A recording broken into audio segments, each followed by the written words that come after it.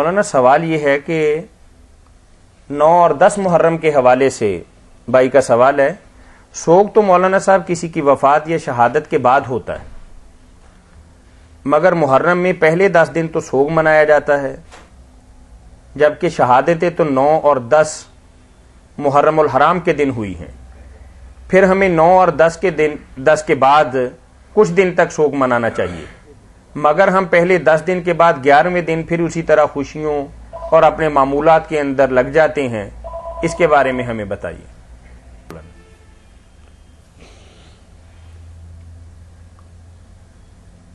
دینی نقطہ نظر سے تو بات واضح ہے کہ موت کے بعد ہی سوگ ہوتا ہے، اور وہ بھی اتنا لمبا نہیں ہوتا کہ وہ صدیوں چلتا رہے. دین اسلام میں صرف موت کے بعد 3 دن تک نہ سوگ کرنے کی اجازت دی گئی. عام میت کے لیے 3 دن تک سوگ ہے، صرف جائز ہے، کرے نہ وہ بھی پھر کوئی حرج نہیں. کرنا چاہیں تو باپ بھائی دوسرے رشتہ داروں کے لیے 3 دن تک وہ سوگ کر سکتے ہیں. اور بیوی کا خاوند فوت ہو گیا 4 مہینے 10 دن ہے اس کے. تو یہ ہے، یہ جو نا کہ چلتا ہی رہے سلسلہ. نہ رسول کریم علیہ السلام کا اس طرح کہ آپ فوت ہوئے تھے تو سوگ ہوتا رہے، کوئی نہیں مناتا.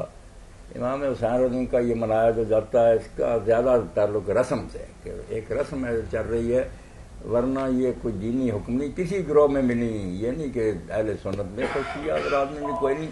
جی مولانا لوگ جب مسئلہ جو ہے وہ شیعہ سنی دونوں میں یہی ہے کہ موت کے بعد 3 دن سوگ ہوتا ہے، 4 مہینے 10 دن بیوی کے لیے ہوتا ہے. مگر اس بارے میں جو توجہ کرتے ہیں نا شیعہ حضرات، وہ سوگ ساگ نہیں کہتے عام لوگ ہیں سوگ. شیعہ علماء جس طرح اس کو بیان کرتے ہیں وہ کہتے ہیں سوگ نہیں، احتجاج ہے کہ امت نے جو ظلم کیا اور اتنا بڑا سانحہ پیش آیا. ہاں تو سوگ وغیرہ نا اس کو سمجھیں. اگر سمجھنا ہے نا کوئی ہمدردی ہے آپ کو اس سے، تو آپ یہ سمجھ لیں کہ ہر سال وہ کہتے ہیں کہ امت کو جگانے کے لیے کہ لوگ اس واقعہ کو بھول نہ جائیں. اور اس کو تو ہر شخص مانے گا، ضد کی بات نہیں. میں کوئی یہ نہیں کہتا کہ یہ رسمیں وغیرہ ٹھیک نہیں، مگر ہر بندہ یہ سمجھتا ہے کہ اگر اتنی فریاد نہ ہوتی رہتی تو لوگ اس بات کو بڑھا دیتے.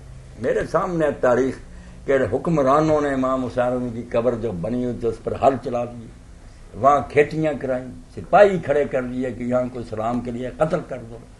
ہر طرح انہوں نے کوشش کی کہ یہ بات دنیا کو بھول دو. علماء حضرات نے بھی فتوے دیے کہ واقعہ امام حسین بیان کرنا حرام ہے. السلام علیکم. کوشش کر رہے ہیں مسجدوں میں اور سب کوئی بیان ہوتا ہے، امام حسین کا بیان نہیں کرتا. اس لیے اس حد تک تو یہ بات ٹھیک ہے، لا یحب اللہ الجہر بالسوء من القول الا من ظلم، کہ ظلم ہوا انہوں تو آدمی کو چیخنے چلانے کا حق. رو کر امت کو بتاتے رہتے ہیں کہ پہلی صدی اور نواسا رسول حضور کے کندھوں پر سواری کرنا اور اس کا یہ حجت، اس لحاظ سے تو بات غلط نہیں ہے. باقی تو زیادہ زنجیر ہے اور پیٹنا دوسرا، میں جانتا ہوں شیعہ فقہ کو ان کو السلام علیکم. کچھ نہیں، عوام کی رسم ہے. جی السلام علیکم. احتجاج تھی کہ واقعہ دہراتے رہے اور لوگوں کو بتاتے رہے. اس حد تک بات کوئی غلط نہیں معلوم ہوتی. مطلب آپ کا فرمانے کا معنی یہ ہے کہ یہ سوگ کی بجائے صرف یہ ہے کہ یاد دہانی کہہ لیجئے یا ظلم احتجاج کے خلاف آواز اٹھائی گئی ہے کہ ایسے مسلمان حاکم رہے اور ایسے کو تو مانتے.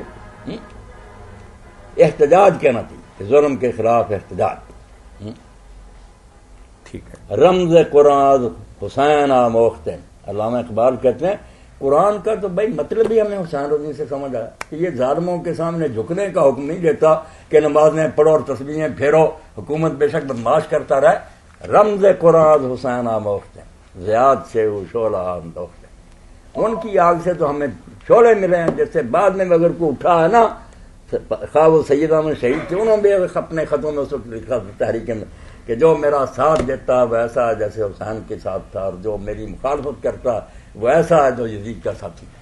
سید صاحب کو بھی یہی مثال ملی تھی، جو ہم سب جو بندیوں اور اہل حدیثوں کے بزرگ تھے. حسین یزید وہ نام نہیں ہے، 2 الگ الگ راستے ہیں کہ ظلم کے خلاف احتجاج، ایک طرف ظالم کا مسلط ہے. السلام علیکم. اس کو معمولی نا بات سمجھیں، بات بہت بڑی. جی السلام